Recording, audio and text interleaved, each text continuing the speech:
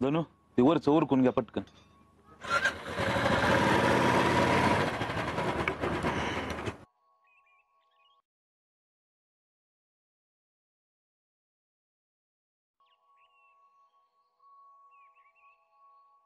चागरे काय पाहिजे का? तसं तर मला भारतरत्न पाहिजे, पण जाऊ दे. तुम्हाला कुठेतरी बघितल्यासारखं वाटतंय बरं का. पण मी नाही ओळखत तुम्हाला. तुम्ही मागच्या 1-2 महिन्याखाली आमच्या चांदवडीत आलता का? होय. तेच म्हणलं कुठेतरी भेटलं तुम्हाला. सारखं बरं तिकडे. तुम्ही आमच्या गावातले जयश्रीचे मिस्टर का? होय. There you are. तेच म्हटलं कुठेतरी बघितल्यासारखं वाटतंय. माय सेल्फ हर्षवर्धन देशमुख, संचालक ऑफ उज्ज्वल बँक. मी संजय. ह्या आय नो व्हेरी वेल. इकडे कुठं? इथं माग माझी साईट चालू आहे. अरे वा, चांगलंय चांगलंय. बर का संजय शेठ, म्हणजे वाईट झालं बरं का तुमच्या बाबतीत पण. माझ्या बाबतीत पण? म्हणजे आमच्या बाबतीत पण असंच झालं. जाऊ दे. तसं बघायला गेलं तर आपण ते समदुःखी. समदुःखी? हा. मला काय कळलं नाही. अहो, ज्या फॅमिलीशी तुम्ही सोय केली त्या फॅमिलीतच गडबड आहे सगळी. कसली गडबड? जाऊ दे. बाकी साईड काय म्हणते? वाळू मिळायला प्रॉब्लेम येत असेल ना? हे यार, चहा घे की. हे असं अर्धवट सांगू नका. जे काय असेल ते क्लिअर सांगा.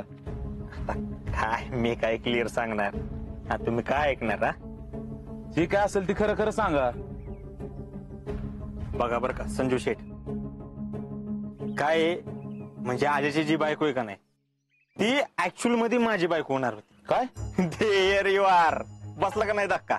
मला तुम्ही काय बोलताय काय बी कळ नाही. जरा नीट सांगाल का प्लीज? बघा, लिसन केअरफुली. शीतलच्या घरच्यांनी तिचं स्थळ आमच्यासाठी घेऊन आले. आमच्या घरच्यांनी होकार दिला. आता एकमेकांच्या पसंतीनुसार लग्नाचा कार्यक्रम ठरला, म्हणजे सुपारीचा कार्यक्रम ठरला. तर मॅडम एकदम खुश मजेत बरं का. हे बघा, हे असं, हे असं आमच्या सुपारीचा फोटो. मग काय, अचानक कार्यक्रमात आम्हाला म्हणली यो पोरगा आम्हाला पसंत नाही. का? बिकॉज ऑफ आजा दॅट गाय. सगळ्या गावासमोर बापाची इज्जत ठेवली नाही, इतकी पलटी मारली पुरीनं. अहो, पण मला काल तर भेटून गेल्या. काय? काल तुम्हाला भेटून गेल्या? कशाबद्दल? तुमच्या कानावर आलंच असेल आमचं त्या जयश्रीचं काय झालं ते. हा, म्हणजे डिटेल मध्ये नाही आलं. असं झालं होतं फ्लाइंग मध्ये. तेच क्लिअर करायला आले होते की अजिंक्य जयश्रीच्यात काय नाही असं सांगत होते. येणारच ती. का? बिकॉज ऑफ आजा दॅट गाय. त्याच्यासाठी आम्हाला लग्नाला नाही म्हटली होती. आता पण त्यांनीच पाठवली असणार बघा तिला. अहो, तसं नसेल. त्या चांगल्या भावनेने आले होते. बरं, त्यांना तुमच्याशी बोलायचं होतं तर घरातली कुठली तरी मोठी व्यक्ती आली असती. हा, ही कशाला आली असती? ही आली कारण तिला घरातल्यांनी किंवा आजींनी पडून पाठवली असणार. शेवटी बाई हो, नवऱ्याच ऐकणार. तू जसं सांगन तसंच ही करणार ना.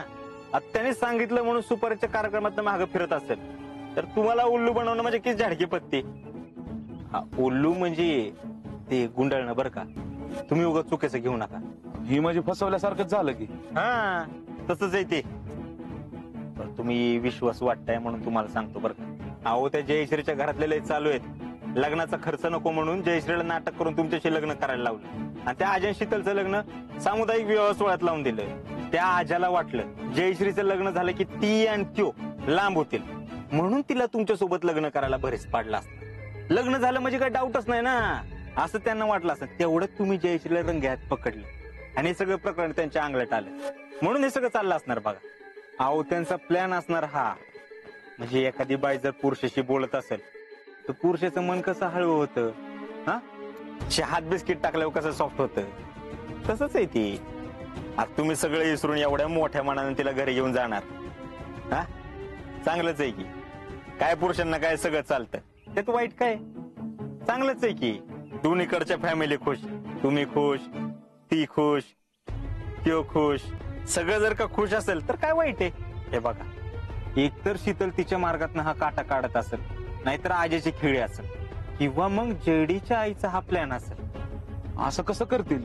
अहो, लई पोचलेली बाई आहे ती, फेडरेशन अध्यक्ष. तिचा नवरा बघितला ना, बोहळा आहे हो, काय सुद्धा बोलत नाही. हिचंच तोंड चालू असतं सारखं. होय, आमच्याकडे आल्या होत्या तेव्हा बी त्याच बोलत होत्या. त्यांच्या समोर कोणाच काय चालत नाही. बरं ते जाऊ द्या. लय टेन्शन घेऊ नका बरं का. आता काय नवीन सुरुवात करा. येतो आम्ही.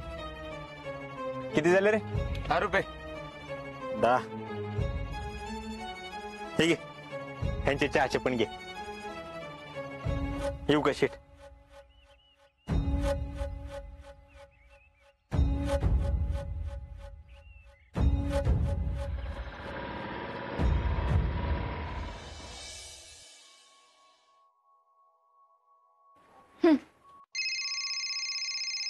अहो, संजूचा फोन आलाय. ती येणार असेल म्हणून केला असेल ना. अगं मग उचल की, कट होईल. अगं बाय बाय. हॅलो, नमस्कार. तुम्ही काय मला येडं समजलं काय? काय झालं? मला काय विचारता काय झालं म्हणून? तुमची ती बच्चे सून येणार आणि आता ती मला अक्कल शिकवणार का? अहो पण बिन काय नाही. तुम्ही जरी मला फसवण्याचा प्रयत्न केला तरी मी फसणार नाही. अहो, आम्ही तुम्हाला कशाला फसू? तुमच्या पुरीचा संसार नीट व्हावा असं तुम्हाला वाटत असतं तर तुमच्यापैकी कुणीतरी मोठी व्यक्ती येऊन माझ्याशी बोलली असती, पण नाही. तुमच्या बच्चे सुनी करवी मला फसवाय बघता होय. एक लक्षात ठेवा, मी एकदा फसलोय पण परत फसणार नाही. तुमची बच्चे सून तिच्या रस्त्यातला काटा काढण्यासाठी तुमची पोरगी माझ्या गळ्यात मारण्याचा प्रयत्न करती का ह्याच्या मागे अजून दुसऱ्या कुणाचं डोकं आहे ती तुम्हालाच माहिती.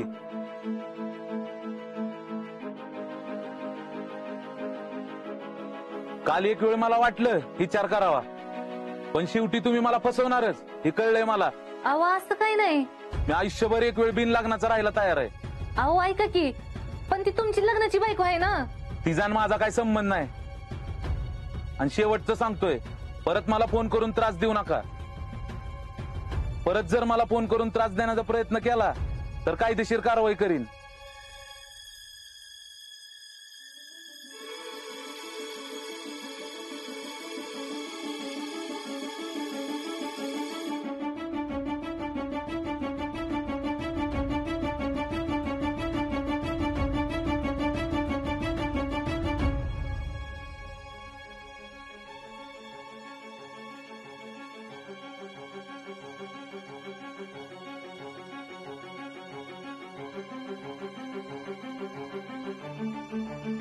काय झालंय मम्मी?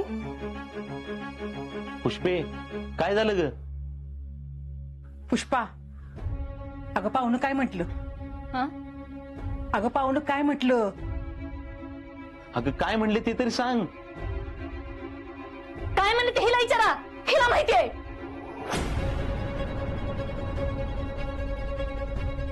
अगं तिला काय विचारायचं? काय विषय आहे तू सांग की. हिला कुणी शहाणपणा करायला सांगितलं आता?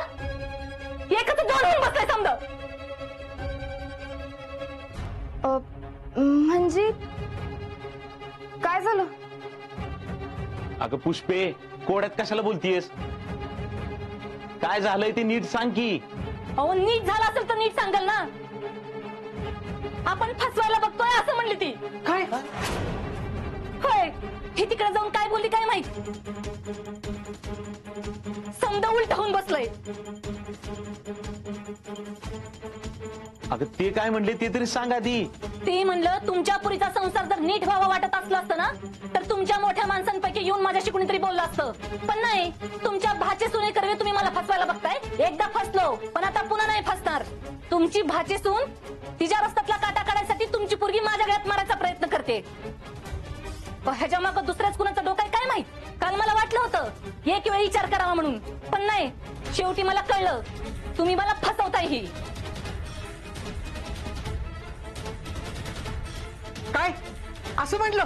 मी काय म्हणतात सांगते का? तिच्या शहाणपणामुळे झालंय समज. मी आयुष्यभर बिन लग्नाचा राहिलो तरी चालल, पण माझा आणि जयडीचा काही संबंध नाही असं म्हणलं ती. जेडे, ते बघा जेडे. मामा, तू एकदा फोन कर ना, बोल त्यांच्याशी. अहो, तुम्ही अजिबात फोन करू नका. अगं मला एकदा बोलू दे की त्यांच्याशी. अहो त्यांनीच सांगितले परत फोन करू नका म्हणून, नाहीतर कायदेशीर कारवाई करीन. अहो त्या माणसाचं डोकं फिरलंय, वाटेल तसं बोलत होतं मला ती. पण असं कसं बोलले? मी त्यांना भेटले, त्यांच्यावर बोलले, तेव्हा तर त्यांनी माझं समजा बोलणं ऐकून घेतलं होतं आणि त्यांच्या बोलण्यावरनं तर असं वाटत होतं की त्यांचा समजा गैरसमज दूर झालाय. ए तू तर काय बोलूच नकोस, तुझ्यामुळे झालंय समजा. तुला नुसतं वाटलं ना, पण समोरचं काय तुला सांगून करणार आहे का? त्यांना जर गैरसमज दूर झालाय असं वाटलं असतं ना, तर त्यांनी त्याच वेळेस फोन केला असता. वाट बघून विचार करून असा दुसऱ्या दिवशी फोन केला नसता. तुझ्यामुळे उलट त्यांचा गैरसमज पक्का झालाय. समजा पुढे लई पुढे पुढे करायची सवय आहे ना तुला? हा कशाला गेली होतीस तू तिकडं? तुझ्यामुळे माझ्या पुरीच्या आयुष्याचा वाटोळा झालाय. पांढऱ्या पायाची आहेस तू ह्या घरात आलीस आणि माझ्या पुरीचा संसार मोडला. आणि तू भेटल्यापासूनच अजिंक्य बी बदलल्यात. अहो असं काय नाही मामी, अहो तिचा काहीच दोष नाही यात. तुम्ही काय सांगताय? असं नाही म्हणून माझ्या पुरीच्या आयुष्याचा वाटोळा करून असं नाही तसं नाही म्हणाला तुमचं काय जात आहे? समजा गोष्टीचं मूळ तर तुम्हीच आहेत. तुम्हाला इथं राहायला जागा दिली ना, तीच चुकलं आमचं. लहानाचं मोठं केलं, चांगलं पांग फेडलं तुम्ही, आणि आता तुम्हाला तुमची बायको दिसते होय. जरा काय बोललं की खुपतंय तुम्हाला, पण तिनं काय गोंधळ घातला हे नाही दिसत तुम्हाला. हे अगं तोंडाला येईल ते बोलू नकोस. काय अक्कल आहे का नाही तुला? तुम्हाला सगळ्यांनाच लय अक्कल आहे ना. तुम्ही माझीच अक्कल काढा. जेडीच्या नवऱ्यानं बी माझीच अक्कल काढली. पण काय बोलतो माणूस? तुमच्यापैकी एखादं कुणी मोठं माणूस आला असतं तर काही तर झालं असतं, पण हिला पाठवून तुम्ही चूक केली. कुणी सांगितलं तर हिला शहाणपणा करायला? अगं मीच परवानगी दिली होती तिला. तिने काही मुद्दाम केलंय का? तिने जे काही केलंय ते जेडीच्या चांगल्यासाठीच केलंय ना. तर आली मोठी चांगल्यासाठीच करणारी. ही किती चालू आहे ना, ती चांगलाच माहिती आहे मला. जेडी एकदा का घरात न गेली की अख्खं घर घशात घालता येईल ना, ह्याच्यासाठी चाललंय हिचं समज. मला काही माणसं ओळखता येत नाहीत होय, आणि तरी बी तुम्ही तिचीच बाजू वडा. अगं काय बाजू वाढायची? ती मला विचारून गेली होती. मलाच काय आजाला पण विचारलं होतं तिनं. वय मामी, आम्हाला विचारलं आणि मगच गेली ती. तिनं स्वतःच्या मनानं काहीच नाही केलं. तुम्हाला विचारलं, ह्यांना विचारलं म्हणजे झालं का? एवढंच जर हिला वाटत होता तर मला काही विचारलं नाही का? मी कोणच नाही का? मला काही किंमतच नाही? अहो नाही हो मामी, खरंच माझ्या लक्षात बी नाही आलं. कसं येईल? कारण मला कळलं असतं तर मी आडवं लावलं असतं ना. मग हिला न बोलता होला हो करणाऱ्या नवऱ्याला सांगायचं, आणि मामाला विचारलं की ती कधी नाही म्हणतच नाहीत, नुसती मुंडी हलवणार, म्हणून हिनं शाळा केली अशी. पुष्पा, अगं तुझं बरोबर आहे, तुला विचारायला पाहिजे होतं, पण आता पोरगी म्हणते ना, माझ्या लक्षात नाही आलं. अहो तिचं सोडा, पण तुमच्या पोराचं नाताचं तोंड काही शिवलं होतं का? माझ्या पुरीच्या बाबतीतला एवढा मोठा निर्णय घेताना मला विचारावं असं वाटलं नाही? आणि ह्यांना बी हिचंच बरोबर वाटतं. स्वतःच्या पुरीचा संसार उद्ध्वस्त झाला तरी ह्यांना लिकीपेक्षा हीच महत्वाची वाटती का? तर भाच्याचा संसार नीट झाला पाहिजे, त्याच्या बायकोला काही कमी नाही पडला पाहिजे. अहो दुसऱ्यासाठी करा मरा, पण स्वतःच्या पुरीचा संसार उद्ध्वस्त झाला त्याचं काय? अगं आपण आपल्या परीनं प्रयत्न करतच होतो की. आपण फोन केले, त्यांनी फोन उचलले नाहीत, परत आपल्याला फोन केले नाहीत. मग कसं करणार होतो आपण? मी कालच जेडीशी बोललो, तिची अवस्था शीतलनं बघितली होती म्हणून तिने हे पाऊल उचललं. बाळा, आम्ही आमच्या परीने सगळे प्रयत्न करत होतो ग. आम्हाला काय कळत नाही का तुझी अवस्था? माझी अवस्था काय हे तुम्ही कुणीच नाही समजू शकत. मला काय माझा नवरा सोडून, माझा संसार मोडून इथं तुमच्या बरोबर राहायला आनंद मिळतोय का? तुम्ही सगळे स्वतःचा विचार करता, पण माझा विचार कुणीच नाही करत. शितले, काय मिळालं ग तुला? माझ्या संसाराची वाट लावून मी खरंच तसं काय नाही केलं. अगं मम्मीच्या विरोधात जाऊन मी तुम्हाला या घरात राहायला दिलं, माझी रूम दिली, तुम्हाला काही त्रास होणार नाही याची काळजी घेतली, आणि तू अशी वागलीस. मी सांगितलं होतं ना तुम्ही कोणीच जायचं नाही म्हणून. मला माहित आहे ते कसे आहेत, ते त्यांच्याशी कधी बोलायचं, कसं बोलायचं ते मला माहितीये. त्यांचा राग गेला बी असता, पण आता काहीच होऊ शकत नाही. फक्त आणि फक्त तुझ्यामुळं. तू माझ्या संसाराची वाट लावलीस. अगं का केलंस असं? माझ्या बाबतीत अजिंक्यचं नाव घेतलं म्हणून तुला माझा राग आला होता ना? तर मला बोलायचं होतंस, मला मारायचं होतंस, पण हे सगळं का केलंस? तू तुझं ठरलेलं लग्न मोडून पुन्हा नवीन संसार पाठलास. पण माझं काय? माझा संसार तू कायमचा मोडलास.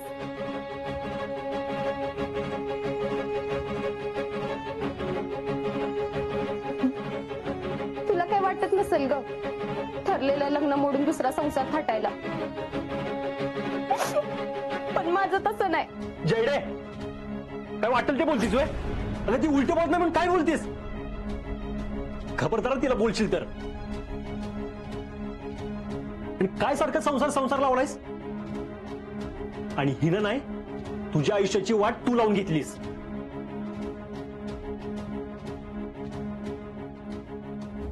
भाऊ असं काय बोलताय? बरोबर आहे शितले. लग्नासाठी त्या पोराची निवड आम्ही केली नव्हती, तू केली होतीस. आणि आम्ही विरोध केला असताना तू पुढे शांतपणा करून गेलीस आणि त्या पोराबरोबर लग्न केलंस. ते माणूस कसा आहे काय आहे याचा विचार न करता तू बावटपणा केलास. पुढचा मागचा विचार केला नाही काय नाही आणि आता अंगलट आले तर आम्हाला दोष देतीस वय? तुला कुणी सांगितलं तो शांतपणा करायला हा? आणि हे बघ जे काय झालं ना त्याला जबाबदार तू आहेस, शीतल नाही. आणि हिला उगाच बोललेलं मी अजिबात खपून घेणार नाही सांगून ठेवतोय. हे बघ जे काय केलंय ना ते तुझ्या भल्यासाठी केलंय, त्या घरासाठी केलंय. तुझ्या आयुष्यात आजवर जे काही प्रॉब्लेम आलेत ना ते तू स्वतः करून घेतलेत. एकतर सगळं चांगलं चालू असताना कुठं हात कापून घे, कुठं काय कर.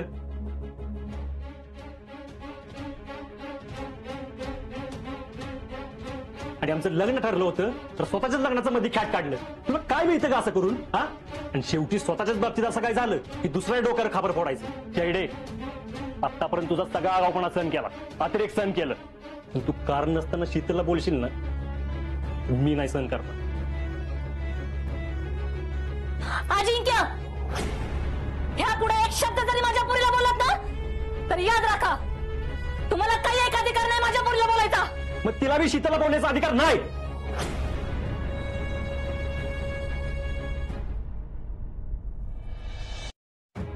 मामी मी तुमचा आदर करतो.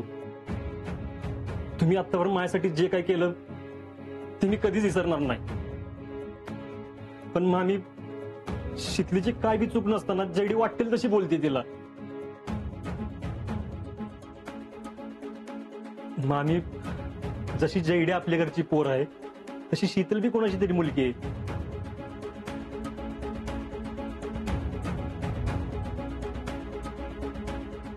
माझी बायको आहे. आणि नानांना वचन दिलंय मी की तिला या घरात जैडी सारखं सांभाळलं जाईल. मग तिची चूक नसताना तिला दोष दिला कसा ऐकून घेऊ मी? आणि शीतलीविषयी कोणी उलटसुलट बोललेलं मला खपणार नाही. तुम्ही दोघं बी शांत व्हा बरं. एकमेकांची काय भांडत बसलाय? परिस्थिती काय, तुम्ही भांडताय कसलं? आता यातनं मार्ग कसा काढायचा ते बघायला पाहिजे. गप बसा म्हण मार्ग काढताय. तुम्ही खातात बांगड्या भरल्यात का? हा कुणी बेतन तुमच्या पुरीला बोलते तर तुम्ही शांतच आहेत. अहो बाप म्हणून तुमचं काही कर्तव्य आहे का नाही? पुष्पे अगं काय बोलतेस तू? बोला तुम्हीच बोलायचं राहिलं होतं तेवढं. बोला की आता काय दात किळी बसली का तुमची? तुमचं माणूस चुकलं म्हणून आता काय बोलायचा ह्याचा विचार करत असेल ना? अगं तुम्ही सगळी माझीच की माणसं आहेसा. मग आमच्या दोघींच्या जीवावर का उठलाय तुम्ही? ए बाई अगं तुझ्या जीवावर कोण उठलंय? तुम्ही समजेच. ही आल्यापासून बघते तुमच्या चौघांचा गट तयार झालाय. अहो कधी न बोलणारे हे सुद्धा बायको आल्यापासून चांगले चुरचुर बोलायला लागलेत की. 25 वर्ष संसार केला कधी भांड्याला भांडं लागलं नाही. आणि आज ह्यो दिवस बघायला मिळाला मला. ज्याला लहानाचं मोठं केलं ना त्यानं सुद्धा उट्ट काढलं. ह्या घरासाठी रातीचा दिस केला. पण ह्या पोरी समोर आज ह्यो भातचा नवरा सुद्धा मला बोलले वाटेल तसं. बरं झालं बाई तुझ्यामुळं माझी ह्या घरात काय किंमत आहे ना ही तरी कळलं मला. अगं पुष्पे तू कशाला मला लावून घेतीस? तुला कुठं कोण काय बोलले आणि असं काय झालंय ग एवढं? आता तो माणूस नाही चांगला, त्याला आपला काय दोष आहे? आता ती चांगलं समजावली गेली ती, त्याने नाही ऐकलं. ते त्या पुरीची काय चूक आहे सांगू हो बरं? कुणाचं चूक कुणाचं बरोबर हे तुम्हीच बघत बसा. आणि हिच्याबद्दल तर काही बोलूच नका. संजयचा राग शांत झाल्यावर गेलो असतो ना तर काहीतरी झालं असतं. पण नाही. शेवटची आशा होती माझ्या पुरीचा संसार वाचवण्यासाठी, ती बी हिनं धुळीच मिळवली. पण आता बास. समद्यांचे रंग दिसलेत मला.